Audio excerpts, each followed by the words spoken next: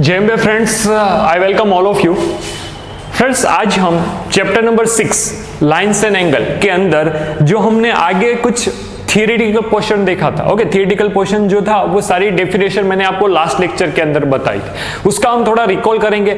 And जो most important thing है angles, okay, कुछ टाइप्स ऑफ एंगल मैं आपको समझाऊंगा। एंगल्स बनेंगे कैसे, अगर ऐसी फिगर बनेगी तो ऐसा एंगल होगा, उसके डिफरेंट टाइप्स है, आज के लेक्चर के अंदर डिस्कस करेंगे। चलिए आगे बढ़ते बेटा। तो अगर मैं आपको ये बोलूं कि हम कल लास्ट लेक्चर के अंदर क्या देखे थे, तो मैंने सबसे पहले बताया था, शॉर्ट में थोड़ा रिवाइज कर लेते। ओके, लाइन मतलब क्या होता है, ब्रेथलेस लेंथ। ओके, लाइन मतलब ब्रेथलेस लेंथ होती है, वो इनफाइनाइट तक जा सकती है, उसकी लेंथ इनफाइनाइट हो सकती है लाइन की। फिर हमने देखा था लाइन सेगमेंट। लाइन सेगमेंट मतलब लाइन को दो फिक्स एंड पॉइंट दे दो तो लाइन सेगमेंट बन जाएगा। रे मतलब लाइन के अंदर एक one side and point fix होगा और दूसरी साइड इनफाइनाइट तक जाता होगा, उसको क्या बोलूंगा, रे बोलूंगा।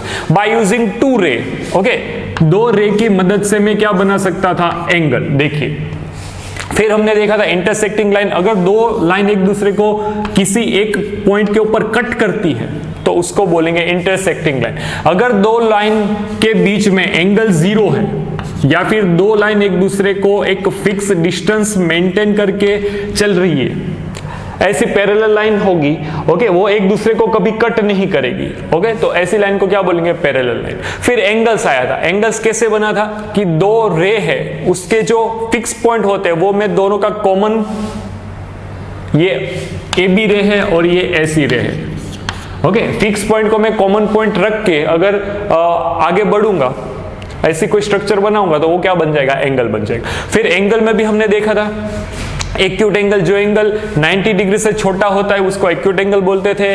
राइट एंगल, जो एंगल 90 डिग्री का होता है उसको राइट एंगल बोलते थे। ऑब्ट्यूस एंगल मतलब 90 डिग्री से बड़ा एंड 180 डिग्री से छोटा, उसको ऑब्ट्यूस एंगल बोलते थे, ओके। फिर स्ट्रेट लाइन, मगर जो एंगल 180 डिग्री बनाएगा तो इनडायरेक्टली देखो, ये ए बी, ये ए सी, तो ये वाली क्या बन जाएगी, स्ट्रेट लाइन बन जाएगी, उसका एंगल क्या होगा, 180। रिफ्लेक्स एंगल, मैंने बोला था 180 से बड़ा एंड 360 से छोटा एंगल होगा, उसको रिफ्लेक्स एंगल बोलते थे। फिर कॉम्प्लीमेंट्री एंगल की जो पेयर्स होती है, कॉम्प्लीमेंट्री पेयर पड़ी थी, उसके अंदर दो एंगल का एडिशन अगर 90 डिग्री होता है तो उसको मैंने कॉम्प्लीमेंट्री पेयर्स बोला था। सप्लीमेंट्री मतलब दो एंगल का अगर एडिशन मैं 180 बताऊंगा अगर होगा, ओके, तो उसको सप्लीमेंट्री पेयर्स ऑफ एंगल बोलेंगे। एडजेसेंट एंगल मतलब सपोज ऐसा कोई है, ये कोई पॉइंट O है, यहाँ पे A, यहाँ पे B, यहाँ पे C, A B एक दूसरे के नजदीक वाले एंगल को क्या बोलूंगा, एडजेसेंट एंगल, ओके, नियर वाले। A B एडजेसेंट एंगल है, B C एडजेसेंट एंगल है। चलिए, फिर हमने देखा था linear pair of angles, okay, एक लाइन के ऊपर होने वाले जितने भी एंगल्स होंगे उसको लीनियर पेयर ऑफ एंगल्स बोलूंगा। कैसे सपोज यहाँ पे मैं ऐसा बोलूं कि यहाँ पे ये वाला, ये अल्फा है, ये बीटा है, ये गामा है, ओके। एक लाइन के ऊपर होने वाले एंगल का एडिशन, सबका एडिशन क्या आएगा, 180।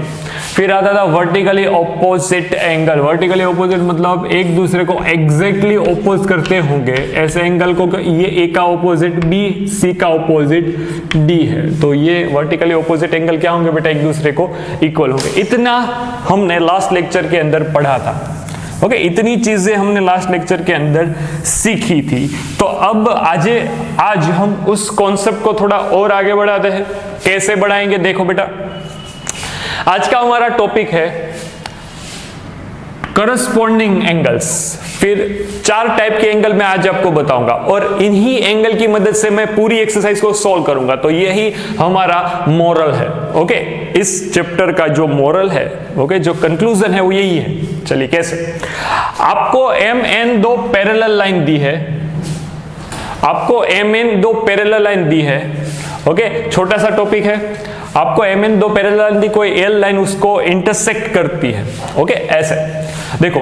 तो यहां पे मैंने कुछ एंगल बताए, ये AB, ये CD, ये EF, ये GH, ये कुछ मैंने एंगल बताए, मैं अगर आपको बोलूंगा करस्पॉन्डिंग एंगल मतलब क्या, करस्पॉन्डिंग एंगल्स मतलब क्या होता है बेटा कि लाइन, ये लाइन L है, ओके, ये MN, ए के कंपेयर में आपको E मिल रहा है, ऊपर वाले प्लेस के ऊपर A है, यहां पे E है, यहां पे C है, यहां पे कौन है, G है, यहां पे B है, ऊपर वाला एंगल B है, इस लाइन के ऊपर वाला एंगल B है, इस लाइन के ऊपर वाला F। तो इसको मैं क्या बोलूंगा, आप इजीली समझ सकते हो, इसको मैं करस्पॉन्डिंग एंगल बोलूंगा। ओके, देखो ये तो मैंने यहां पे एरो से बताया ए का करस्पॉन्डिंग एंगल क्या होगा, E। तो अगर दो लाइन पैरेलल है और ए लाइन इंटरसेक्ट करती है इस एंगल को, तो करस्पॉन्डिंग एंगल सेम होंगे, देख लीजिए।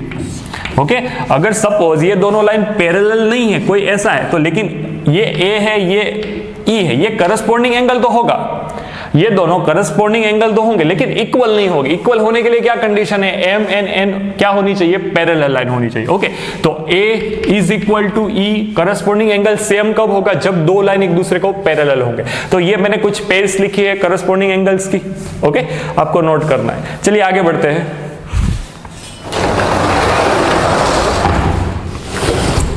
अब सिर्फ दो ही डेफिनेशन है।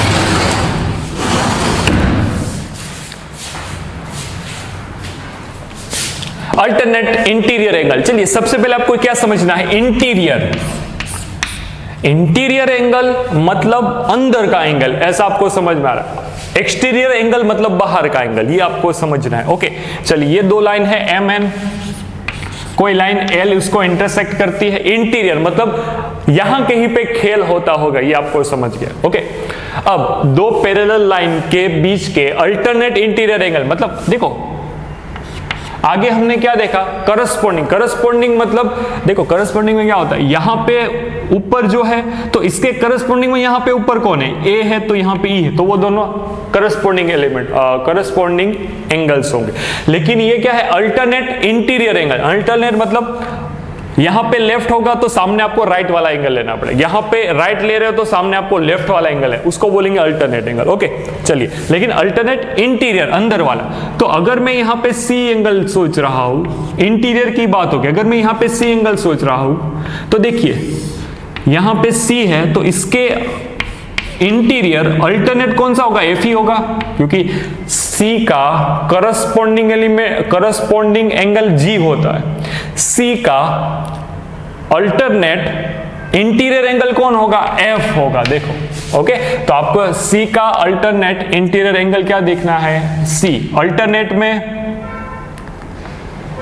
इंटीरियर कौन होगा, एफ। ऐसे ही सर अगर डी का सोचो तो डी का अल्टरनेट, अल्टरनेट मतलब डी के ऑपोजिट साइड वाला इंटीरियर एंगल, तो डी के ऑपोजिट साइड वाला अल्टरनेट यहां पे कौन आएगा, ओके।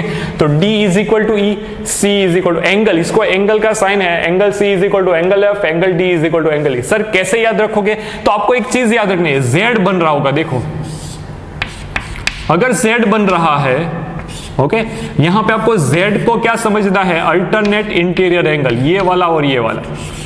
Z के अंदर बनने वाला क्या हो जाएगा, अल्टरनेट इंटीरियर एंगल, या फिर उल्टा Z भी चलेगा, ये उल्टा Z भी है तो ये वाला और ये वाला, ओके, ये D है और ये E है, तो ये दोनों सीधा या उल्टा Z बनेगा तो अल्टरनेट इंटीरियर एंगल। ओके, चलिए अब बारी आती है अल्टरनेट एक्सटीरियर एंगल। एक्सटीरियर मतलब अंदर की बात नहीं होगी, अब बाहर की बात होगी। तो आपको पता चल गया बाहर की बात मतलब सर कैसे होगी, तो कि अगर A है तो A का अल्टरनेट एक्सटीरियर एंगल कौन होगा, H ही होगा। देखो, ओके, तो Z के अंदर बाहर का एंगल अल्टरनेट एक्सटीरियर, तो A का अल्टरनेट एक्सटीरियर H होता है, B का अल्टरनेट एक्सटीरियर कौन होगा, G होगा, B का G होगा। ओके, चलिए आगे बढ़ते हैं। अब लास्ट में बारी आती है को इंटीरियर एंगल। चलो इंटीरियर एंगल है, इंटीरियर एंगल मतलब अंदर के एंगल, ओके, बाहर का आपको कुछ देखना नहीं। को इंटीरियर एंगल मतलब क्या होता है, एक लाइन के एक ही साइड के दोनों एंगल का एडिशन, ओके, इन दोनों को C एंड E दोनों क्या है, को इंटीरियर एंगल है। ये लाइन L है, दो पैरेलल लाइन को जब तीसरी लाइन कट करेगी उसके लिए ये कॉन्सेप्ट बता रहा हूं। ओके, चलिए को इंटीरियर एंगल, को इंटीरियर मतलब ये L लाइन है, ये दो एम एन को कट कर रही है पैरेलल लाइन को, तो C प्लस E करूंगा तो 180 आएगा, ये को इंटीरियर एंगल का रूल है। D प्लस F करूंगा तो 180 आएगा, ये को इंटीरियर एंगल का रूल है। ओके, याद कैसे रखोगे बेटा? को इंटीरियर, इंटीरियर मतलब बीच वाले अंदर के, ओके, और को है तो उनका C प्लस E का एडिशन क्या आएगा 180 एंड D प्लस F का एडिशन क्या आएगा 180। ओके, तो चलिए मैंने आज के इस वीडियो लेक्चर के अंदर आपको सारी की सारी बातें बता दी। ओके, चलिए नेक्स्ट लेक्चर के अंदर हम सम स्टार्ट करेंगे। जय अम्बे।